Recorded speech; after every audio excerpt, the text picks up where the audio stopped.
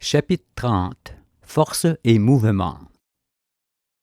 Il nous est aujourd'hui révélé que l'essence de l'espace devient astre, puis que les astres redeviennent essence par le biais de l'intégration-désintégration.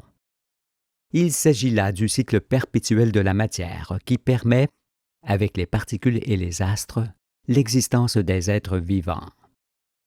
En suivant par l'esprit ce mouvement de la matière, on arrive à la connaissance de ce qui est achevé. Action de la force sur les corps. Mais pour parfaire la compréhension sur la matière et comprendre comment la Terre fit des va-et-vient par devant le Soleil dès après qu'il se soit éclairé, il est nécessaire de discerner l'antipesanteur, la pesanteur, et d'acquérir quelques autres notions. Le Soleil a une magnétosphère et un souffle, et ces astres sont constamment aux prises avec ces deux forces contraires, créées par l'essence. Comme voici. La force centrifuge domine, le corps s'éloigne de l'astre. Antipesanteur. La force centripète domine, le corps se rapproche de l'astre. Pesanteur. Les deux forces s'équivalent, le corps est maintenu à distance de l'astre. Apesanteur. Les corps matériels n'ont aucun poids propre. Mais, comme cela est montré ci-dessus, lorsqu'ils sont soumis à ces deux forces contraires, ils passent par ces trois états. On a vu que la magnétosphère est un fluide, fait par l'éther, qui arrive de l'espace en faisant pression sur tous les corps. Or, pour vaincre la pesanteur qui en résulte et être antipesant, il faut évidemment une force contraire, plus grande, qui éloigne le corps de l'astre. Nous savons maintenant que le poids d'un corps n'est autre que la pression de la magnétosphère qui s'exerce sur lui, et plus précisément sur chaque particule qui le constitue. La densité d'un corps, elle, dépend uniquement du nombre de particules qui composent ce corps dans un volume donné. Si l'on parle du volume du corps, il s'agit d'autre chose, car des myriades de particules collées entre elles pèseront du même poids que si elles sont moins serrées et forment un corps plus volumineux. C'est pourquoi le poids n'a rien à voir avec la densité du corps. Il ne dépend que du nombre de particules qui composent ce corps. Ceci montre qu'une boule lancée en l'air ne pèse rien à un moment donné, et que si, à cet instant-là, on lui inculque une vitesse horizontale et suffisante pour vaincre constamment la force centripète de la magnétosphère, cette boule se met en orbite comme c'est représenté. On voit qu'elle a tendance à aller en ligne droite, sans pouvoir y parvenir à cause de la magnétosphère qui s'y oppose constamment. Cette boule est soumise à la fois à la force centrifuge qui tend à l'éloigner de l'astre et à la force centripète qui tend à la rapprocher de lui. C'est pourquoi elle est en orbite autour de l'aimant. Ainsi, la mise en orbite n'est pas une affaire d'altitude, car, en supposant que la Terre soit lisse et sans air, un corps pourrait être mis en orbite à hauteur d'homme. Mais, pour ce faire, il faudrait que sa vitesse soit suffisamment élevée pour pouvoir s'opposer à la forte pression de la magnétosphère près du sol. Un corps est donc en orbite uniquement par sa vitesse qui lui permet d'affronter continuellement la pression de la magnétosphère qui s'exerce sur lui. Et si, à la hauteur où il se trouve, il réduit sa vitesse, la pression de la magnétosphère l'oblige alors à entrer en pesanteur et à descendre progressivement sur l'astre. En tournant sur son axe, la Terre entraîne sa magnétosphère dans sa rotation.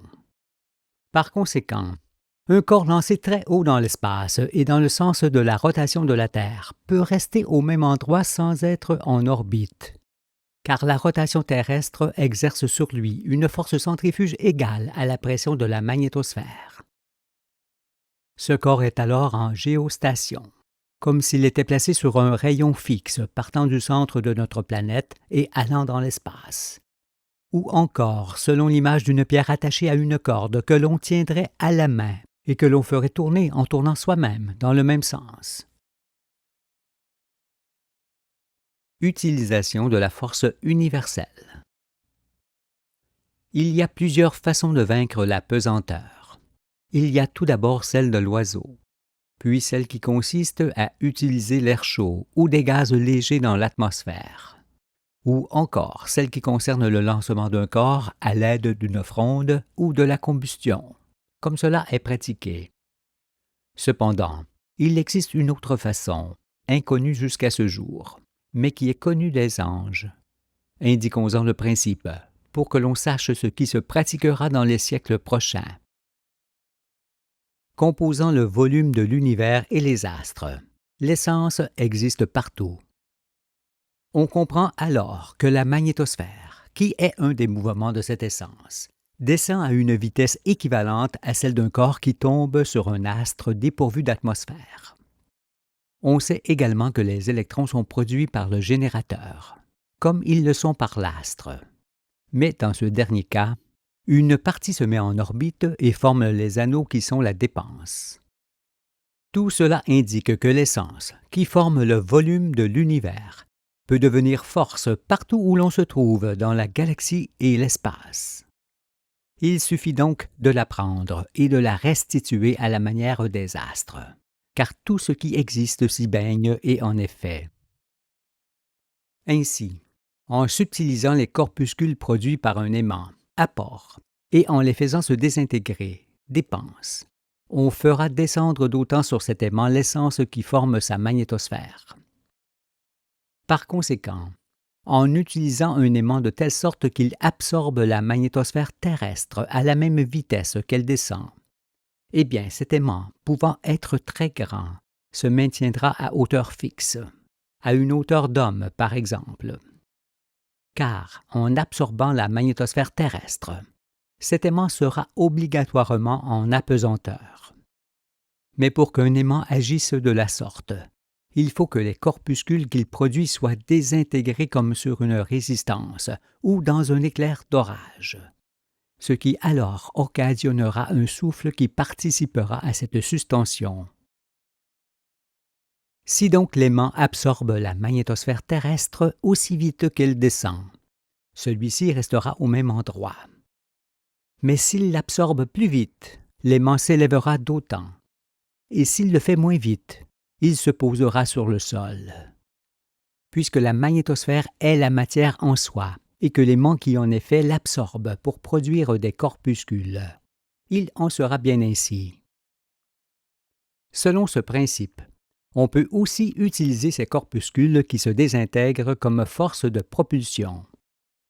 Car d'un côté, l'aimant absorberait la magnétosphère et, de l'autre, il s'appuierait sur le souffle émis par la désintégration. Il y a donc les deux phénomènes d'apport et de dépense qui s'associent dans un système obligeant le creusement par devant et le comblement par derrière, qui sont les deux conditions de l'avancement libre dans un fluide. Par conséquent, il faut que l'électricité produite en abondance soit partiellement désintégrée, car la dépense appelle l'arrivée et dicte tout le fonctionnement d'ensemble. Un tel aimant, analogue aux astres, peut aller de la Terre à la Lune au pas ou à des vitesses prodigieuses permises par l'intégration et la désintégration de la matière. C'est pourquoi, sans autre forme d'énergie, il peut aller d'étoile en étoile, parce que son activité se fera partout où l'on se trouvera dans l'espace, même au fond des océans. Contrairement au corps inerte et sans vie qu'on lance dans l'espace, l'aimant est un corps vivant, produisant de la force et pouvant se déplacer à des vitesses inouïes. Par ailleurs, l'homme s'apercevra qu'en sollicitant l'aimant à la manière des astres, il pourra faire rougir sa surface et la faire fondre jusqu'à provoquer, s'il insiste, tout ce qui se produit sur le soleil. Mais dans les ténèbres, les hommes ne peuvent nullement concevoir qu'il en soit ainsi, parce qu'ils ignorent toute l'activité électromagnétique universelle. De ce fait, ils ne peuvent savoir qu'il n'y a point d'autre force que la force électromagnétique, qui passe forcément par l'aimant. C'est pourquoi ils détruisent tout pour se procurer de l'énergie. dans le royaume. Et dès alors que vous aurez changé vos vêtements et vos façons de concevoir les œuvres, vous saurez enfin que seule l'activité de l'aimant procure toute la force que l'on désire où que l'on soit dans l'univers. Puisque dans ce domaine, nous parlons de l'intégration et de la désintégration de la matière, qui est le principe universel de toute existence et de tout mouvement. Convenez que nous ne pouvons échapper à ce principe pour obtenir toute la force que nous souhaitons, sans détruire, sans nuire et sans limitation de durée. Quand vous l'entendrez, vous évoluerez partout où vous le désirez, en toute liberté, en toute sécurité et en toute indépendance. Toutefois, ne soyez point pressés d'en arriver là, car il vous faudra d'abord quitter l'esprit terrestre et acquérir l'esprit céleste de l'ange pour évoluer ensuite comme bon vous semblera. Mais je vous le dis, le moment viendra où l'homme s'apercevra que l'aimant qu'il se fait est un instrument seulement amorcé, qui attend qu'on sache l'utiliser. Pour l'instant, ce n'est pas encore l'heure, parce qu'il va falloir tout recommencer sur la terre, en discernant cette fois le bien et le mal. Mais cette façon d'obtenir toute la force que l'on désire, ou de vaincre la pesanteur à l'aide d'un aimant pouvant se déplacer partout dans les magnétosphères, ne peut être connue que des anges. Cela parce que, lorsqu'on apprend ces choses qui sont propres au fonctionnement universel des astres et des particules, le monde de Satan est fini. Assurément, pendant les quelques jours où vous serez encore dans le monde des ténèbres, ces explications attireront la controverse. Mais, dans la suite des jours, vous parviendrez à surmonter les difficultés du raisonnement, et vous aboutirez dans vos recherches. Vous serez alors comme des oiseaux libres d'aller dans le ciel.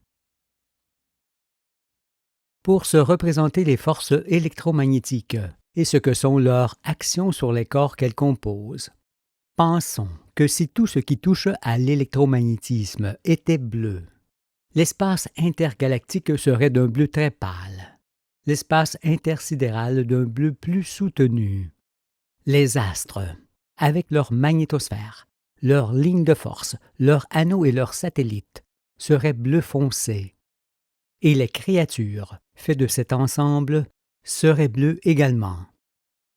Tirez donc de cette image ce que sont les choses et les êtres produits et animés par la force universelle. En se transformant, les aliments que l'on mange ont pour effet de permettre la croissance et la restauration du corps, et de produire la chaleur interne qui anime la matière de ce corps.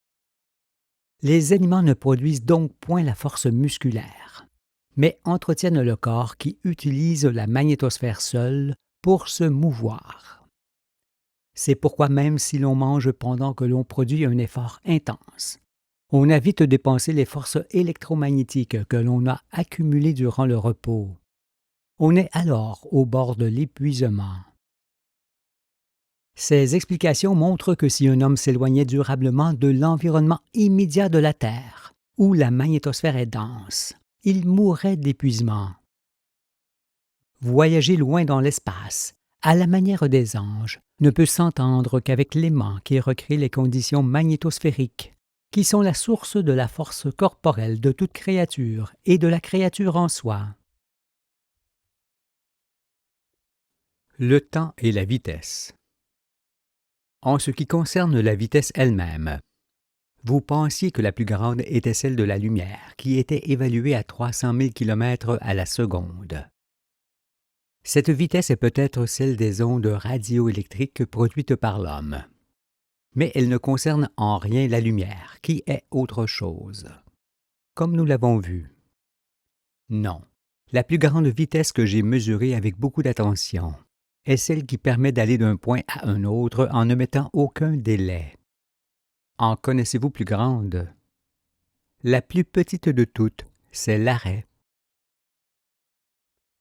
Comment illustrer que ces deux vitesses extrêmes sont hors délai? Tout d'abord, pour qu'il y ait vitesse, il faut nécessairement qu'il y ait plusieurs corps évoluant différemment. Car, dans l'univers et sur Terre, le déplacement n'existe que par comparaison. Si donc par l'esprit on augmente à volonté la vitesse d'un corps, on réduit d'autant la durée que ce corps met pour aller d'un point à un autre. De la sorte, on peut faire disparaître entièrement cette durée. On atteint ainsi la vitesse absolue. Cela, parce que cette vitesse supprime entièrement la durée, le temps, et par conséquent l'intervalle, l'espace. On ne peut plus alors parler de vitesse, mais de présence du corps partout à la fois sur son trajet qui devient ainsi comme une barre rigide. Il est évident que ce qui empêche ce phénomène, c'est l'air et l'essence de l'espace qui font obstacle à l'avancement. Mais s'il n'y a ni air ni essence dans un volume déterminé, comme c'est le cas au cœur même des étoiles, le déplacement d'une particule peut engendrer sa présence constante partout sur son trajet. De ce fait, la vitesse et l'arrêt se rejoignent. Il y a donc vitesse nulle, vitesse limitée et vitesse totale. La vitesse nulle est l'arrêt. La vitesse limitée est celle qui consiste à mettre un certain temps pour aller d'un point à un autre. La vitesse totale est, au contraire, celle qui permet d'aller d'un point à un autre en ne mettant aucun délai. On peut tendre vers cette dernière, mais sans jamais pouvoir l'atteindre. Sinon, on ne pourrait plus bouger. Cela vous apparaît-il? Ces explications mettent en évidence que le temps n'est autre que la durée mise par un phénomène matériel pour apparaître et disparaître. Ce n'est donc pas le temps qui passe, mais forcément ce qui est corps matériel, soit parce que ce corps se déplace, soit parce qu'il travaille en changeant comme le fait une particule ou un astre, ou comme on le fait soi-même durant sa vie.